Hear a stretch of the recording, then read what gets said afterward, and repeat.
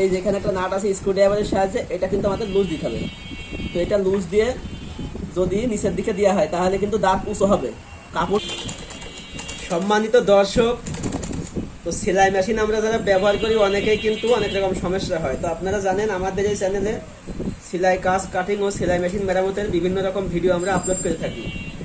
তো যদি আমাদের চ্যানেলটা এখনও সাবস্ক্রাইব না করে থাকেন তাহলে অবশ্যই আমাদের চ্যানেলটা সাবস্ক্রাইব করে পাশে থাকা বেল আইকন অল করে রাখুন। তো দেখেন এই মেশিনের যে সমস্যা আমি দেখাচ্ছি, এটা হচ্ছে মেশিনে কাপড় দিলে যে আমাদের যে কাপড় যে সামনের দিকে যে এভাবে এগোই, এটা কিন্তু হাত দিয়ে টান দিলেও এগোচ্ছে না। তো এটা কি কারণে হয় আজকের ভিডিওতে সম্পূর্ণ আপনাদের সমাধান করে দেখাবো এবং আপনারা নিজেরাই শিখতে পারবেন এই কাজটা। তো যদি কাপড় দেখেন মেশিনগুলোতে যদি কাপড় সামনের দিকে পিছনের দিকে কোনো দিকে না যায়, দেখেন মিটার কিন্তু আমাদের নিচে দিয়ে আছে দেখেন, তারপরেও কিন্তু আমাদের কাপড় সামনের দিকে যাচ্ছে না। তো এটা সমাধান করতে গেলে প্রথমে কিন্তু আমাদের এই কাপড়ের চাপ তুলে কাপড় এভাবে বের করে নিতে হবে। তো এটা বের করার পরে আমরা মেশিনটা এই যে একটা কাঠের পরে শোয়ে রাখবো। একটা কাঠের পরে রাখার পরে এই যে দেখতে পাচ্ছেন এই উপরে যে রড, এখানে এটা কিন্তু দাঁতের একটা গোডলা, এটা হচ্ছে দাঁতের সাথে কানেকশন।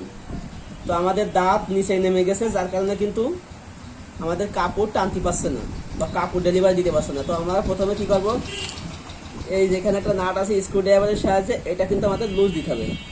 তো এটা লুজ দিয়ে যদি নিচের দিকে দেওয়া হয় তাহলে কিন্তু দাঁত উঁচু হবে, কাপড় টানবে। আর যদি উপরের দিকে এইভাবে টান দেওয়া হয়, এইভাবে যদি আমরা নিচের দিকে টান দিই উপরের দিকে, তাহলে কিন্তু আমাদের দাঁত একেবারে উপরে উঠে যাবে আর কাপড় টানবে না। তো এই দেখেন আমি আপনাদের দেখাচ্ছি, এই যে খেয়াল করেন, এই যে দেখেন দাঁত কিন্তু উঁচু নিচ হচ্ছে এই যে এটার কারণে। তো এটা আমাদের যতটুক লাগবে ততটুক রাখতে হবে এভাবে। এই যে দেখেন আমার এতটুক লাগবে, তো আমরা এতটুক রেখে কি করব, এই যে নাটটা আবারও আমরা টাইট দিয়ে দেবো এই যে এইভাবে। তো এই যে, তো আপনারা দেখছিলেন যে এই মেশিনে কাপড় কিন্তু সামনের দিকে বা পিছনের দিকে কোনো দিকে যাচ্ছিল না। তো আমি আবারও আপনাদের কাপড় দিয়ে দেখাচ্ছি, এই যে দেখেন এই যে কাপড় কিন্তু এখন আমাদের সামনের দিকে যাচ্ছে। যদি আপনাদের মেশিনে আরো কোনো সমস্যা হয় তো কমেন্ট বক্সে আমাদের জানাবেন, আমরা সেই ধরনের ভিডিও আপলোড দিয়ে আপনাদের সহযোগিতা করব। তো যদি ভিডিওটা ভালো লাগে লাইক শেয়ার কমেন্ট করবেন ও আমাদের চ্যানেলটা সাবস্ক্রাইব না করলে আমাদের চ্যানেলটা অবশ্যই সাবস্ক্রাইব করে আমাদের পাশে থাকবেন। তো অসংখ্য ধন্যবাদ দর্শক ভিডিও দেখার জন্য। আল্লাহ হাফেজ।